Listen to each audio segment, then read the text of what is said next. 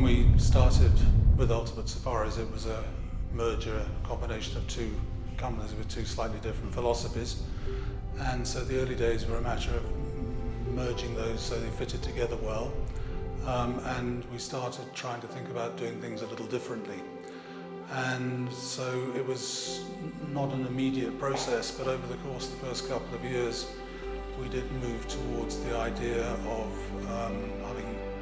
supporting conservation, supporting rural communities, and making that more of a focus of what we did rather than just running safaris.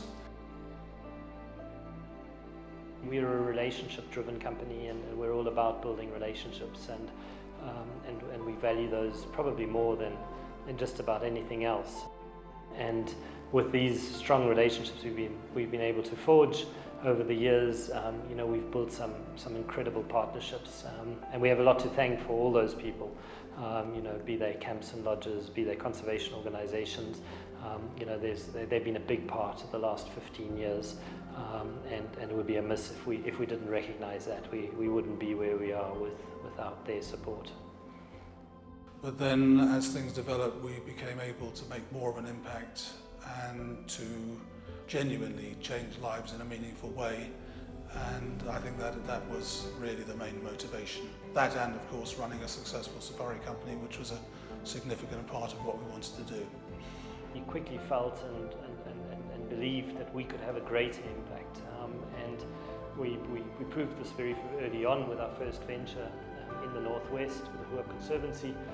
We always claim it's a privilege to be able to work in pristine areas like that, and it's in our own interest to try and do what we can to protect them and the resources there, like the wildlife and people, obviously, and to be able to have an influence on that, an increasing influence, that and the overall program within the country of conservation support and conservancy support particularly.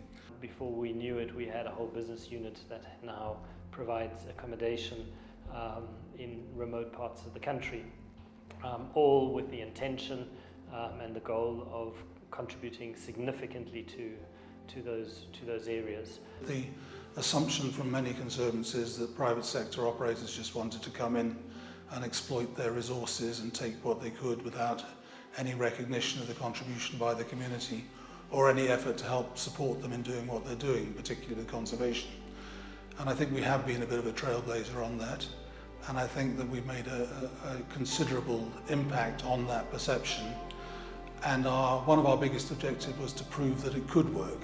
And this assumption that there's no point working with conservancies because it's not going to happen, it'll be too difficult, we don't understand each other. We put huge effort into trying to understand what happened there and to developing it in a way that was of mutual benefit so that everybody got some of the rewards from what we were doing. It helped in terms of conserving what we needed to have conserved, because that's part of what we were selling. It also helped in terms of the ease of doing business, because if you have people on your side who are enthusiastic about what you're doing, it's a lot better than dealing with people who are resentful and suspicious. And I think we have been a major force in changing that perception nationally. I think it is changing. It hasn't changed totally, but I think we provided a benchmark and an example of what can be done, and people are starting to follow that. The tour operation enables us to have the resources to assist where we can, and being able to assist gives us a resource that we can use for the tour operation. I think the melding of those two has been a matter of intense satisfaction. We're not totally there yet. We have plans for developing further, but on the same sort of model. And I think the fact that it is working now indicates that it should continue to work, and also the fact that we have a reputation for standing by what we say we'll do, and to not just being grasping, seeing that people should get a fair return for their part in whatever we do. I think that word has gone around, and it does make it easier for us to look at other ventures where we can do similar things. But it also, as I said before, gives an example for others to follow, which I think is very healthy for the whole conservancy program, and that's something I think all Namibians should be very proud of. So 15 years of constant evolution. Most recently we've added a car rental sector to the business, And the ability to be flexible and move at a high speed has been probably our strongest asset in terms of building this business. The development that we've seen amongst the people that work with us and for us has been extraordinary over that period. We've really taken huge pleasure out of watching people grow, watching people find their niche, and develop from relatively humble beginnings to, in some cases, ending up in management. It's a long process, it can't be rushed, but I think for the right people it's worked extremely well, and that has been a major source of pride and satisfaction. Looking back from where we started in our office. When I came here, 3 consultants in our office, and only had a handful of vehicles, safari vehicles.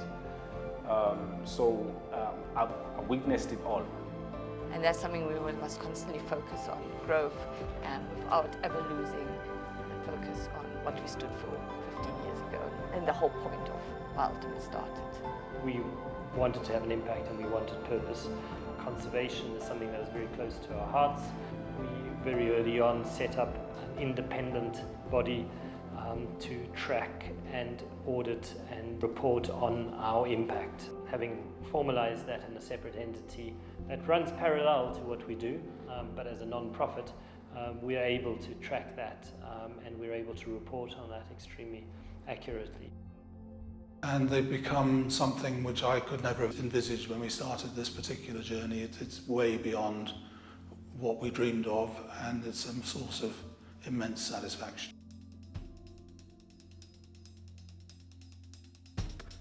So 15 years from now, I'm really not sure where we're going to be. It's obviously going up all the way, constantly.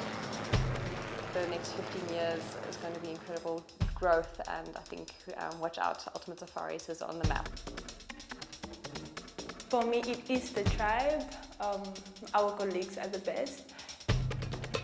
I feel at home here. This is an absolute incredible tribe. I think Ultimate Safaris is a company that still has potential for a lot of growth.